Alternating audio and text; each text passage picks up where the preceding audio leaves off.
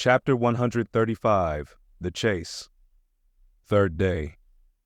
The morning of the third day dawned fair and fresh, and once more the solitary nightman at the fore-masthead was relieved by crowds of the daylight lookouts, who dotted every mast and almost every spar. "Do you see him?" cried Ahab, but the whale was not yet in sight. "In his infallible wake, though, but follow that wake, that's all. Helm there, steady, as thou goest, and hast been going. What a lovely day again! Were it a new-made world, and made for a summer house to the angels, and this morning the first of its throwing open to them, a fairer day could not dawn upon that world." Here's food for thought, had Ahab time to think. But Ahab never thinks. He only feels, feels, feels. That's tingling enough for mortal man. To think's audacity. God only has that right and privilege. Thinking is, or ought to be, a coolness and a calmness, and our poor hearts throb, and our poor brains beat too much for that. And yet, I've sometimes thought my brain was very calm, frozen calm. This old skull cracks so, like a glass in which the contents turn to ice, and shiver it. And still this hair is growing now, this moment growing, and heat must breed it. But no, it's like that sort of common grass that will grow anywhere, between the earthy clefts of Greenland ice or in Vesuvius lava. How the wild winds blow it! They whip it about me as the torn shreds of split sails lash the tossed ship they cling to. A vile wind that has no doubt blown ere this through prison corridors and cells, and wards of hospitals, and ventilated them, and now comes blowing hither as innocent as fleeces. Out upon it, it's tainted. Were I the wind, I'd blow no more on such a wicked, miserable world. I'd crawl somewhere to a cave, and slink there. And yet, 'tis a noble and heroic thing, the wind. Whoever conquered it? In every fight it has the last and bitterest blow. Run tilting at it, and you but run through it. A coward wind that strikes stark naked men, but will not stand to receive a single blow. Even Ahab is a braver thing, a nobler thing than that. Would now the wind but had a body, but all the things that most exasperate and outrage mortal man, all these things are bodiless, but only bodiless as objects, not as agents. There's a most special, a most cunning, oh, a most malicious difference. And yet, I say again, and swear it now, that there's something all glorious and gracious in the wind. These warm trade winds, at least, that in the clear heavens blow straight on, in strong and steadfast, vigorous mildness, and veer not from their mark, however the baser currents of the sea may turn and tack, and mightiest Mississippis of the land swift and swerve about, uncertain where to go at last. And by the eternal poles, these same trades that so directly blow my good ship on, these trades, or something like them, something so unchangeable and full as strong, blow my keeled soul along, to it, aloft there, what do you see? Nothing, sir. Nothing. And noon at hand, the doubloon goes a-begging. See the sun. Aye, aye, it must be so. I've oversailed him. How, got the start? Aye, he's chasing me now. Not I. Him. That's bad. I might have known it too. Fool, the lines, the harpoons he's towing. Aye, aye, I have run him by last night. About. Come down, all of ye, but the regular lookouts. Man the braces. Steering as she had done, the wind had been somewhat on the Pequod's quarter, so that now being pointed in the reverse direction, the braced ship sailed hard upon the breeze as she rechurned the cream in her own white wake. Against the wind he now steers for the open jaw, murmured Starbuck to himself, as he coiled the new-hauled main brace upon the rail. God keep us, but already my bones feel damp within me, and from the inside wet my flesh. I misdoubt me that I disobey my God in obeying him. Stand by to sway me up, cried Ahab, advancing to the hempen basket. We should meet him soon. Aye, aye, sir. And straightway Starbuck did Ahab's bidding, and once more Ahab swung on high. A whole hour now passed, gold beaten out to ages. Time itself now held long breaths with keen suspense. But at last, some 3 points off the weather bow, Ahab descried the spout again, and instantly from the 3 mastheads 3 shrieks went up as if the tongues of fire had voiced it. Forehead to forehead I meet thee, this 3rd time, Moby Dick. On deck there, brace sharper up, crowd her into the wind's eye. He's too far off to lower yet, Mr. Starbuck. The sails shake. Stand over that helmsman with a topmaul. So, he travels fast, and I must down. But let me have one more good round look aloft here at the sea. There's time for that. An old, old sight, and yet somehow so young.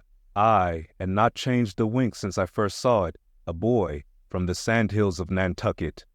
The same to Noah as to me. There's a soft shower to leeward. Such lovely leewardings.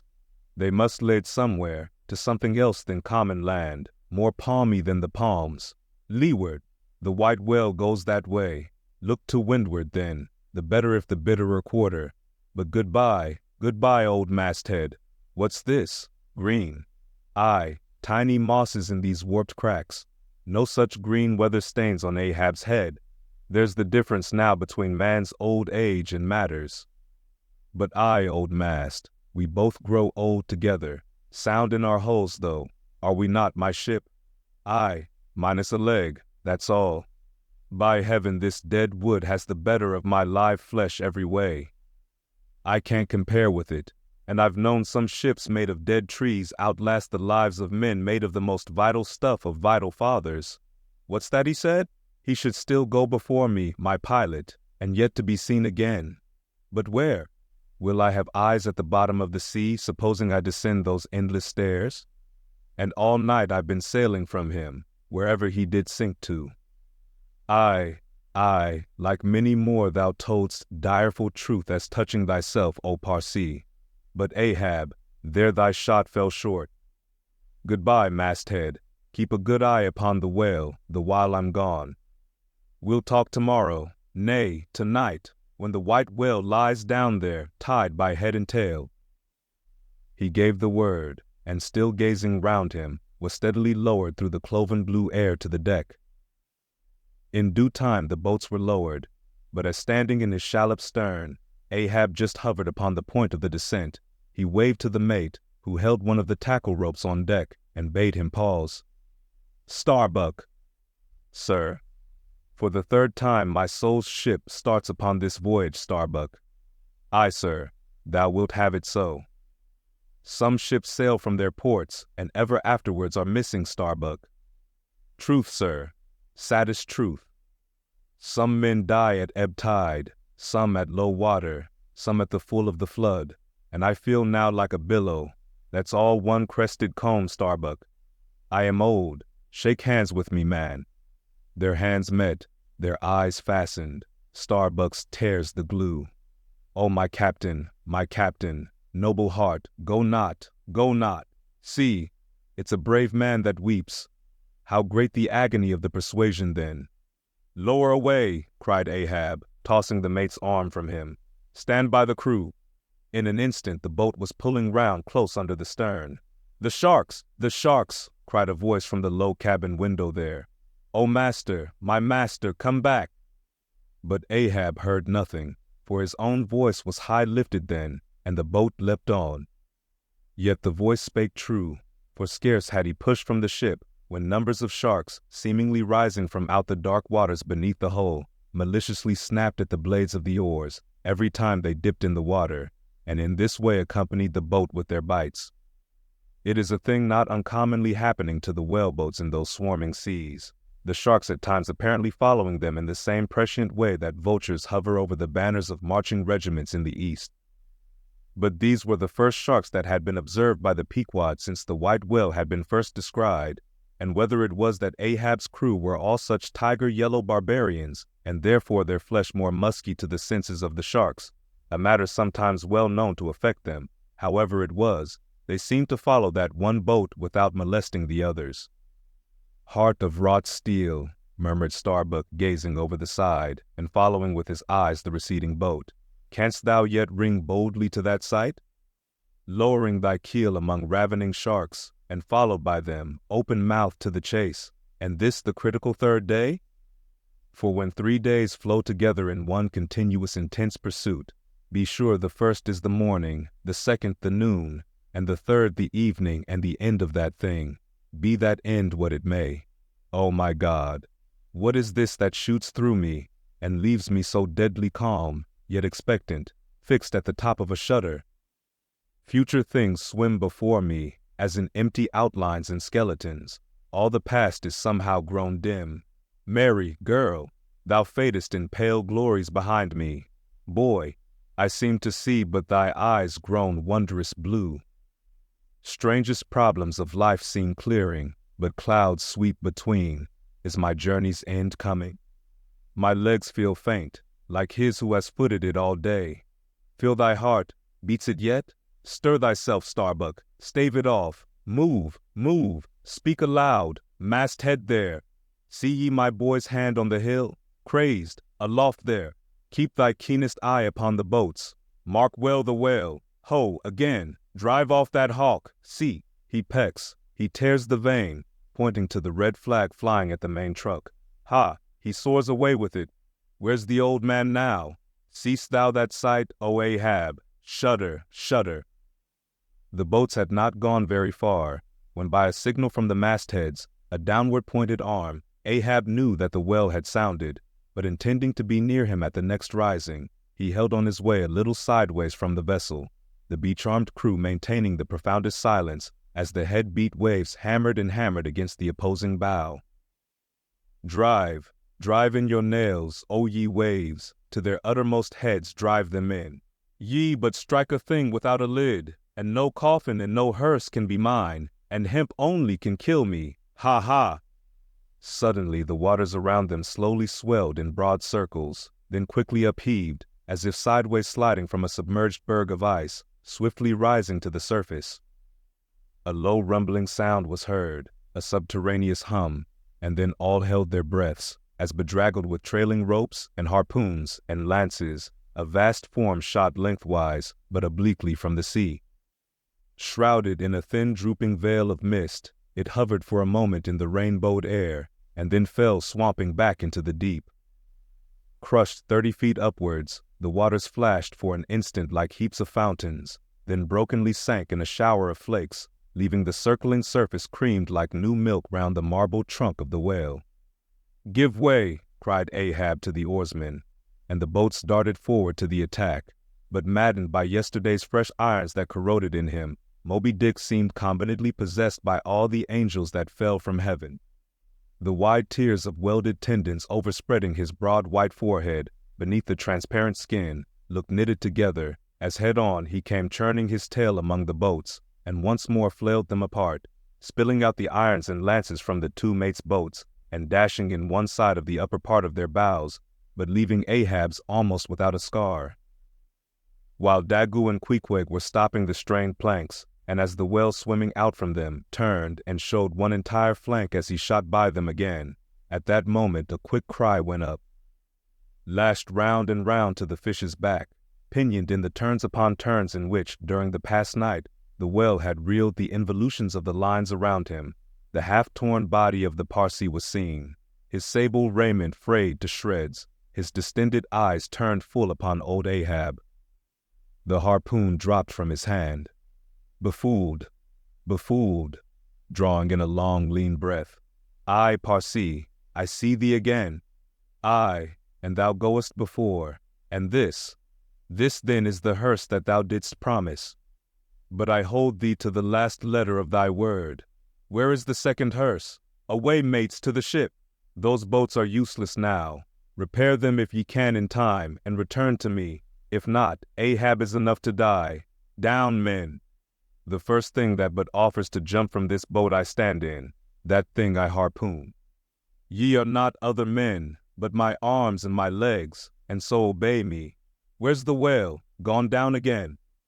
But he looked too nigh the boat, for as if bent upon escaping with the corpse he bore, and as if the particular place of the last encounter had been but a stage in his leeward voyage, Moby Dick was now again steadily swimming forward, and had almost passed the ship, which thus far had been sailing in the contrary direction to him, though for the present her headway had been stopped. He seemed swimming with his utmost velocity, and now only intent upon pursuing his own straight path in the sea. "Oh, Ahab," cried Starbuck, "not too late is it, even now, the third day, to desist? See, Moby Dick seeks thee not. It is thou that madly seekest him." Setting sail to the rising wind, the lonely boat was swiftly impelled to leeward by both oars and canvas. And at last, when Ahab was sliding by the vessel, so near as plainly to distinguish Starbuck's face as he leaned over the rail, he hailed him to turn the vessel about and follow him, not too swiftly, at a judicious interval. Glancing upwards, he saw Tashtego, Queequeg, and Daggoo eagerly mounting to the three mastheads, while the oarsmen were rocking in the two-staved boats which had but just been hoisted to the side, and were busily at work in repairing them. One after the other, through the portholes, as he sped, he also caught flying glimpses of Stubb and Flask, busying themselves on deck among bundles of new irons and lances. As he saw all this, as he heard the hammers in the broken boats, far other hammers seemed driving a nail into his heart, but he rallied, and now marking that the vane or flag was gone from the main masthead, he shouted to Tashtego, who had just gained that perch, to descend again for another flag, and a hammer and nails, and so nail it to the mast. Whether fagged by the 3 days' running chase, and the resistance to his swimming in the knotted hamper he bore, or whether it was some latent deceitfulness and malice in him, whichever was true, the white whale's way now began to abate, as it seemed, from the boat so rapidly nearing him once more, though indeed the whale's last start had not been so long a one as before. And still as Ahab glided over the waves, the unpitying sharks accompanied him, and so pertinaciously stuck to the boat, and so continually bit at the plying oars, that the blades became jagged and crunched, and left small splinters in the sea, at almost every dip. Heed them not. Those teeth but give new rollicks to your oars. Pull on. 'Tis the better rest, the shark's jaw than the yielding water. But at every bite, sir, the thin blades grow smaller and smaller. They will last long enough. Pull on. But who can tell, he muttered, whether these sharks swim to feast on the whale or on Ahab. But pull on. Aye, all alive now. We near him. The helm. Take the helm. Let me pass. And so saying, 2 of the oarsmen helped him forward to the bows of the still flying boat. At length, as the craft was cast to one side and ran ranging along with the white whale's flank, he seemed strangely oblivious of its advance, as the whale sometimes will, and Ahab was fairly within the smoky mountain mist, which, thrown off from the whale's spout, curled round his great monadnock hump. He was even thus close to him, when, with body arched back, and both arms lengthwise high lifted to the poise, he darted his fierce iron, and his far fiercer curse into the hated whale. As both steel and curse sank to the socket, as if sucked into a morass, Moby Dick sideways writhed, spasmodically rolled his nigh flank against the bow, and, without staving a hole in it, so suddenly canted the boat over, that had it not been for the elevated part of the gunwale to which he then clung, Ahab would once more have been tossed into the sea. As it was, 3 of the oarsmen, who foreknew not the precise instant of the dart, and were therefore unprepared for its effects, these were flung out, but so fell that, in an instant 2 of them clutched the gunwale again, and rising to its level on a combing wave, hurled themselves bodily inboard again, the third man helplessly dropping astern, but still afloat and swimming. Almost simultaneously, with a mighty volition of ungraduated, instantaneous swiftness, the white whale darted through the weltering sea. But when Ahab cried out to the steersman to take new turns with the line, and hold it so, and commanded the crew to turn round on their seats, and tow the boat up to the mark, the moment the treacherous line felt that double strain and tug, it snapped in the empty air. What breaks in me? Some sinew cracks. 'Tis whole again. Oars, oars, burst in upon him. Hearing the tremendous rush of the sea-crashing boat, the whale wheeled round to present his blank forehead at bay, but in that evolution, catching sight of the nearing black hull of the ship, seemingly seeing in it the source of all his persecutions, bethinking it may be, a larger and nobler foe, of a sudden he bore down upon its advancing prow, smiting his jaws amid fiery showers of foam. Ahab staggered, his hand smote his forehead. I grow blind. Hands, stretch out before me that I may yet grope my way. Is night? The whale, the ship, cried the cringing oarsman. Oars, oars, slope downwards to thy depths, O sea, that ere it be forever too late, Ahab may slide this last time upon his mark. I see, the ship, dash on, my men. Will ye not save my ship? But as the oarsmen violently forced their boat through the sledge-hammering seas, the before well-smitten bow ends of 2 planks burst through, and in an instant almost, the temporarily disabled boat lay nearly level with the waves, its half-waiting, splashing crew, trying hard to stop the gap and bail out the pouring water. Meantime, for that one beholding instant, Tashtego's masthead hammer remained suspended in his hand, and the red flag, half wrapping him as with a plaid, then streamed itself straight out from him as his own forward-flowing heart, while Starbuck and Stubb, standing upon the bowsprit beneath, caught sight of the downcoming monster just as soon as he. The whale, up helm, up helm! O all ye sweet powers of air, now hug me close. Let not Starbuck die, if die he must, in a woman's fainting fit. Up helm, I say, ye fools, the jaw, the jaw! Is this the end of all my bursting prayers, all my lifelong fidelities? O Ahab, Ahab, lo thy work! Steady, helmsman, steady, nay, nay, up helm again! He turns to meet us. Oh, his unappeasable brow drives on towards one, whose duty tells him he cannot depart. My God, stand by me now. Stand not by me, but stand under me, whoever you are that will now help Stubb. For Stubb too sticks here. I grin at thee, thou grinning whale. Whoever helped Stubb, or kept Stubb awake, but Stubb's own unwinking eye? And now poor Stubb goes to bed upon a mattress that is all too soft. Would it were stuffed with brushwood. I grin at thee, thou grinning whale. Look ye, sun, moon, and stars. I call ye assassins of as good a fellow as ever spouted up his ghost. For all that, I would yet ring glasses with ye, would ye but hand the cup. Oh, thou grinning whale, but there'll be plenty of gulping soon. Why fly ye not, O Ahab? For me, off shoes and jacket to it. Let Stubb die in his drawers. A most mouldy and over-salted death, though. Cherries, cherries, cherries, O flask, for one red cherry ere we die. Cherries, I only wish that we were where they grow. O Stubb, I hope my poor mother's drawn my part pay ere this. If not, few coppers will now come to her, for the voyage is up. From the ship's bows, nearly all the seamen now hung inactive, hammers, bits of plank, lances, and harpoons, mechanically retained in their hands, just as they had darted from their various employments, all their enchanted eyes intent upon the whale, which from side to side strangely vibrating his predestinating head, sent a broad band of overspreading semicircular foam before him as he rushed. Retribution, swift vengeance, eternal malice were in his whole aspect. In spite of all that mortal man could do, the solid white buttress of his forehead smote the ship's starboard bow, till men and timbers reeled. Some fell flat upon their faces. Like dislodged trucks, the heads of the harpooneers aloft shook on their bull-like necks. Through the breach they heard the waters pour, as mountain torrents down a flume. "The ship! The hearse! The second hearse!" cried Ahab from the boat. "Its wood could only be American." Diving beneath the settling ship, the whale ran quivering along its keel, but turning under water, swiftly shot to the surface again, far off the other bow, but within a few yards of Ahab's boat, where, for a time, he lay quiescent. I turned my body from the sun. "What ho, Tashtego! Let me hear thy hammer.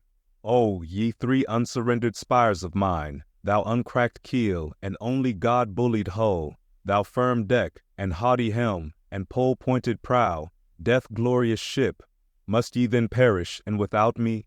Am I cut off from the last fond pride of meanest shipwrecked captains? O lonely death on lonely life! Oh, now I feel my topmost greatness lies in my topmost grief. Ho, ho!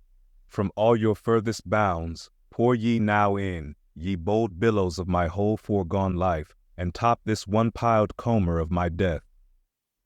Towards thee I roll, thou all-destroying but unconquering whale. To the last I grapple with thee. From hell's heart I stab at thee.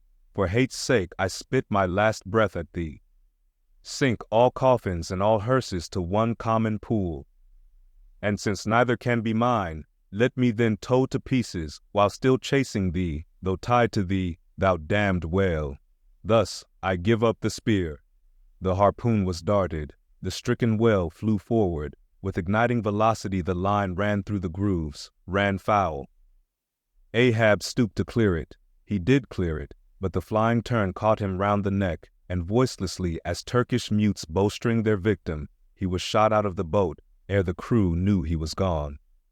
Next instant, the heavy ice splice in the rope's final end flew out of the stark empty tub, knocked down an oarsman, and smiting the sea, disappeared in its depths. For an instant, the tranced boat's crew stood still, then turned. The ship! Great God, where is the ship? Soon they through dim, bewildering medium saw her sidelong fading phantom, as in the gaseous Fata Morgana, only the uppermost masts out of water, while fixed by infatuation, or fidelity, or fate, to their once lofty perches, the pagan harpooneers still maintained their sinking lookouts on the sea. And now, concentric circles seized the lone boat itself, and all its crew, and each floating oar, and every lance pole and spinning, animate and inanimate, all round and round in one vortex, carried the smallest chip of the Pequod out of sight. But as the last whelmings intermixingly poured themselves over the sunken head of the Indian at the mainmast, leaving a few inches of the erect spar yet visible, together with long streaming yards of the flag, which calmly undulated, with ironical coincidings, over the destroying billows they almost touched. At that instant, a red arm and a hammer hovered backwardly uplifted in the open air, in the act of nailing the flag faster and yet faster to the subsiding spar. A skyhawk that tauntingly had followed the main truck downwards from its natural home among the stars, pecking at the flag and incommoding Tashtigo there, this bird now chanced to intercept its broad fluttering wing between the hammer and the wood, and simultaneously feeling that ethereal thrill, the submerged savage beneath, in his death gasp, kept his hammer frozen there, and so the bird of heaven, with archangelic shrieks, and his imperial beak thrust upwards, and his whole captive form folded in the flag of Ahab, went down with the ship, which, like Satan, would not sink to hell till she had dragged a living part of heaven along with her and helmeted herself with it. Now small fowls flew screaming over the yet yawning gulf. A sullen white surf beat against its steep sides, then all collapsed, and the great shroud of the sea rolled on as it rolled 5,000 years ago. Speed up your reading and enhance your memory with Moby Dick by your side. Choose the tactile joy of a physical book or the convenience of Kindle and discover a deeper way to dive into this classic. Pairing the audiobook with the text takes your understanding and retention to the next level. Ready to transform your literary experience? Check the link in the description and pick the perfect format for you. With EchoTales Audiobooks, Moby Dick awaits. Dive deeper, read faster, remember more. Get your book now.